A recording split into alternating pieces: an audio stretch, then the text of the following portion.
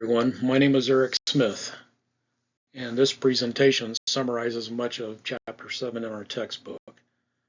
I want to start by describing the difference between existential psychology and humanistic psychology. Now, existential psychology flourished in Europe after World War II, but humanistic psychology spread quickly throughout the United States.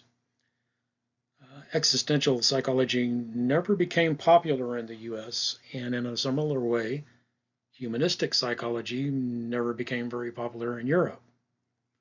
But some of the very differences between existential and humanistic psychology reflect broader cultural and experiential differences following World War II.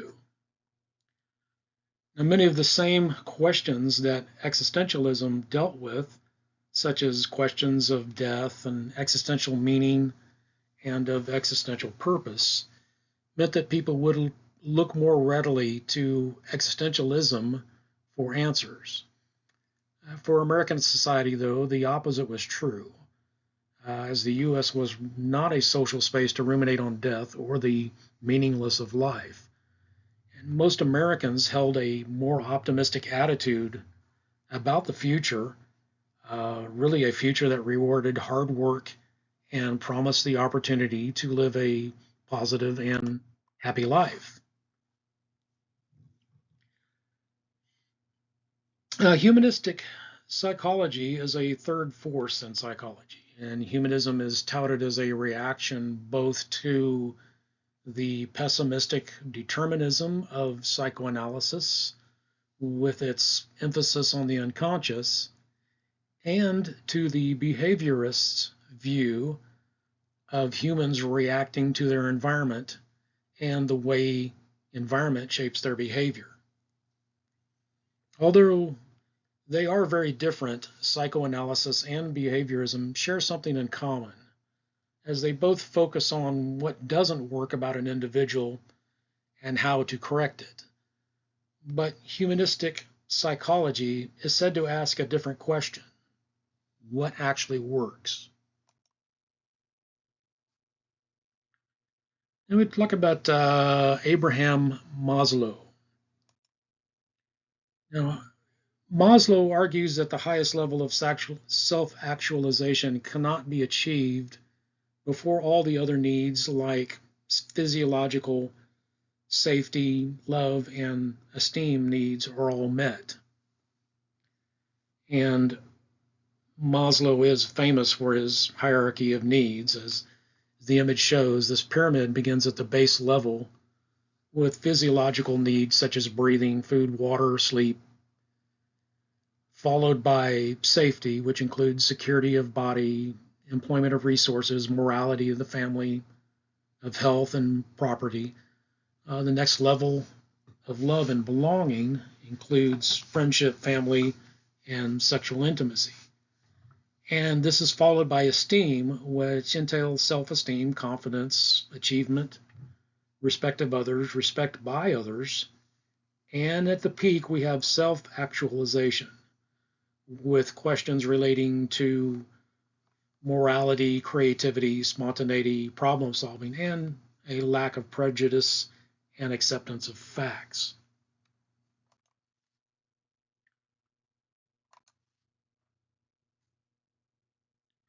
Now, given its developmental and optimistic goal, humanistic psychology is often described precisely in those terms, where human nature is considered as fundamentally good. And this view is often opposed to the psychoanalytic one, where human beings are inclined towards violence and destruction, which is a much more pessimistic view of human nature. The self, however, needs certain necessary and sufficient conditions to flourish and to actualize. And Carl Rogers identifies these three conditions as unconditional positive regard, congruence, and empathy. Now, this is considered a humanistic approach to therapy, and it can also be labeled as person-centered. And for Rogers, conditions of worth lead to conditional positive regard, or in other words, conditions of worth lead to conditional love. Basically, conditional love can either lead to a self-concept that is congruent to a true self, or a self-concept that is not congruent to a true self. And if our self-concept is congruent with our true self, then we can achieve self-actualization. But if our self-concept is not congruent to our true self, then self-actualization is deterred. We need unconditional positive regard or unconditional love to develop our true self. Unconditional positive regard involves an acceptance of the other person without condition or judgment. And conditions of worth set limits on our acceptance and constrains our development and growth, instigating instead a self that is for other people and that comes to learn acceptance as conditional. Now, this doesn't mean we should always agree with or condone what the other person does. That the point is to criticize the behavior or the action of the other and not the person themselves, and to see the humanity of this person regardless of what they do. Congruence simply means that our behaviors in the world match our inner worlds, such that there is a congruence between our true self and our true concept. But we need to be authentic, meaning we need to have some insight into ourselves and to our needs, desires, and feelings, and to act upon them. Empathy or empathic understanding entails entering the other person's world as if it were our own. It is a feeling with the other person or into the other person without losing ourselves in their world. But empathy is not sympathy. Sympathy is where we feel sorry for the other person. For humanistic psychology, the peak of healthy development is the actualized self. For transpersonal psychology, actualization is also a goal, but it's not achieved through a deep empathic connection to the self or the ego, as in self-actualization. The peak of actualization is an experience that transcends the ego, that goes beyond the self, and in fact forgets the self or itself.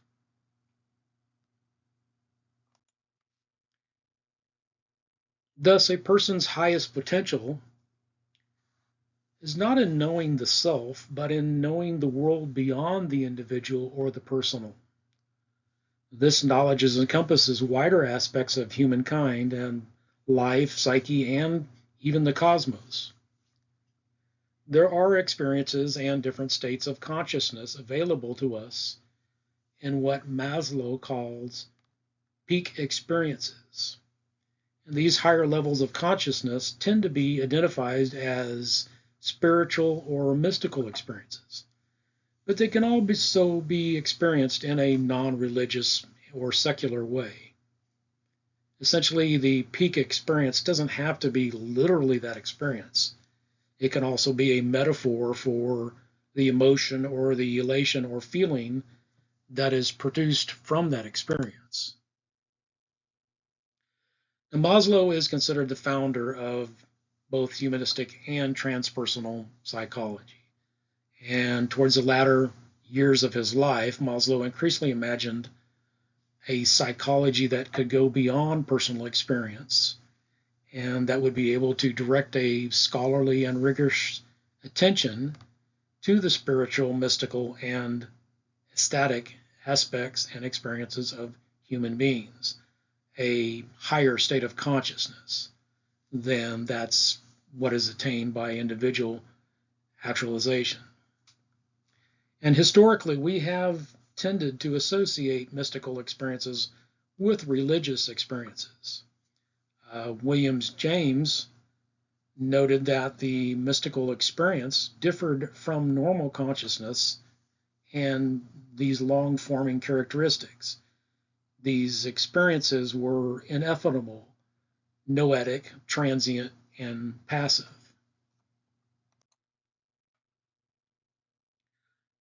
Maslow noted that the mystical experience was not confined to religion or to the singular experience of exceptional saints and divinities, because poets, composers, and musicians of all stripes and backgrounds have reported these experiences, such as the ones that James described. Now, Maslow describes the peak experience as an illustration of the highest levels of consciousness that we are capable of, and as an experience that transcends our own egos and that reveals a spiritual and cosmic unity unattainable in the ordinary everyday life.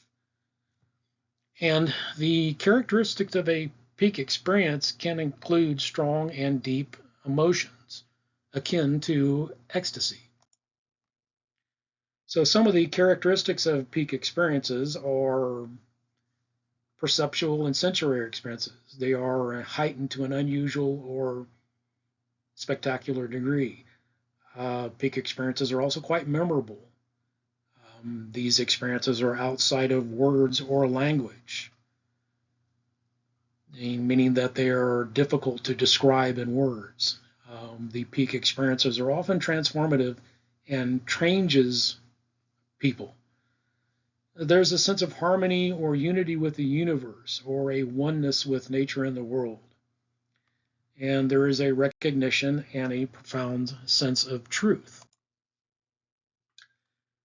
Well, transpersonal psychology holds that the lessons to be learned from faith traditions and cultures across the world is that certain mindfulness exercises, states of mind, and preparation can help to prime the person for a peak experience.